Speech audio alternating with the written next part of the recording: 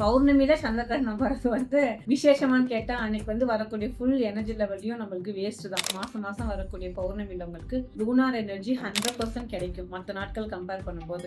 அன்னைக்கு கிரகணம் வருது அப்படிங்கிறது வந்து கொஞ்சம் சோகமான விஷயம் தான். இருந்தாலும் நிறைய பேர் நம்மளோட கிளையன்ட்ஸ் என்ன கேட்டிருக்காங்க அப்படின்னா, பௌர்ணமி அன்னைக்கு குலதெய்வ கோயிலுக்கு போவோம், அப்ப இந்த டைம் வந்து கிரகணம் வந்ததுக்கு அப்புறம் நம்ம எப்படி போறது, போலாமா வேண்டாமா, அது கன்ஃபியூஷன்ஸ் இருக்கு. ஸோ யாரெல்லாம் வந்து இந்த குலதெய்வ கோயிலுக்கு பௌர்ணமிக்கு வாடிக்கையா போகக்கூடிய ஆட்கள் காலையில போயிட்டு சாமி கும்பிட்டு ஆஃப்டர்நூன் லஞ்ச் எல்லாம் முடிஞ்சதுக்கு அப்புறம் நீங்க வீட்டுக்கு வந்துடுங்க. வந்ததுக்கப்புறம் உங்களோட ரொட்டீன் ஒர்க் யூஷுவல் ஒர்க்கை முடிச்சுட்டு சூரியன் அஸ்தமனம் ஆகிறதுக்கு முன்னாடி எல்லா வேலைகளும் நீங்க முடிச்சதுக்கு அப்புறம் 6 மணிக்கு உங்களுக்கு ஆட்டோமேட்டிக்கா பாத்தீங்க அப்படின்னா உங்களுக்கு சன்ன கிட்ட இருந்து வரக்கூடிய இந்த ஒளி கதிர்கள்ல நம்மளுக்கு கொஞ்சம் இஷ்யூஸ் அந்த வந்து எக்லிப்ஸ் ஆகக்கூடிய விஷயங்கள் இருக்கு இல்லையா, அதனால கொஞ்சம் அது டவுன் ஆகிறதுக்கு ஸ்டார்ட் ஆகும்.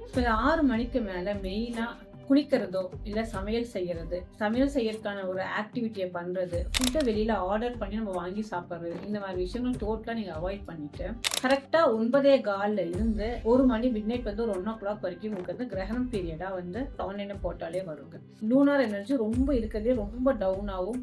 நெகட்டிவ் எனர்ஜிஸ் வந்துட்டு உங்களுக்கு ஜியோகிராபிக்கல் சிச்சுவேஷன் வந்துட்டு நமக்கு வரக்கூடிய நேரமா இருக்கும் நாங்கள். ஸோ அந்த டைம்ல மேக்சிமம் சில பேர் பார்த்தீங்க அப்படின்னா வந்து அந்த டைம்ல முடிச்சதுக்கு அப்புறம் வந்து சமைச்சு சாப்பிடலாமான்னு கேள்வி கேட்பாங்க. ஸோ இது வந்து ப்ராக்டிக்கலா பார்க்கும்போது 1:15 முடியுது மிட் நைட்ல. ஸோ அதுக்கப்புறம் நம்ம வந்து சமைச்சு சாப்பிட்றது சரிப்பட்டு வராது. ஸோ 6 மணிக்கு மேல வந்து நீங்க சூரிய அஸ்தமனம் ஆனதுக்கு அப்புறம் நீங்க வந்து குக் பண்றது நீங்க குக் பண்ணிக்கலாம், சமையல் செஞ்சுக்கலாம். அந்த சமையல் செஞ்சதுக்கு அப்புறம் தர்பை புல்லுன்னு சொல்லுவாங்க இல்லைங்களா, அந்த தர்பை புல்ல வந்து நீங்க என்ன சமையல் செஞ்சீங்களோ அதுக்குள்ள வந்து ஒரு பீஸ் அதை கட் பண்ணி நீங்க உள்ள போட்டு க்ளோஸ் பண்ணி வச்சிருக்கீங்க. க்ளோஸ் பண்ணி வச்சதுக்கு அப்புறம் உங்களுக்கு இந்த 9:15 வரதுக்கு முன்னாடியே நீங்க அந்த தர்பைப்புள்ள ரிமூவ் பண்ணிட்டு நீங்க சாப்பிட்றதுனா சாப்பிட்டுக்கலாம், பிரச்சனை கிடையாது. யாரெல்லாம் ரொம்ப லேட் டின்னர் நைட் வந்து ஒரு 11 மணிக்கு மேல நீங்க வந்து சாப்பிட்ற பழக்கம் இருக்கக்கூடிய ஆட்களுக்கு உங்களுக்கு இந்த 1:15 டைம் இருக்கிற ஆப்ஷனே கிடையாது. நீங்க ஃபாஸ்டிங் மாதிரி இருந்ததுக்கு அப்புறமேட்டுக்கு நீங்க குளிச்சுட்டு வீடெல்லாம் சுத்தம் செஞ்சுட்டு இந்த தர்பைப்புள்ள ரிமூவ் பண்ணிட்டு நீங்க ஆல்ரெடி குக் பண்ணி வச்சுட்டு நீங்க தாராளமா சாப்பிடலாம். அதனால எந்த ஒரு தொந்தரவுகளும் வராது.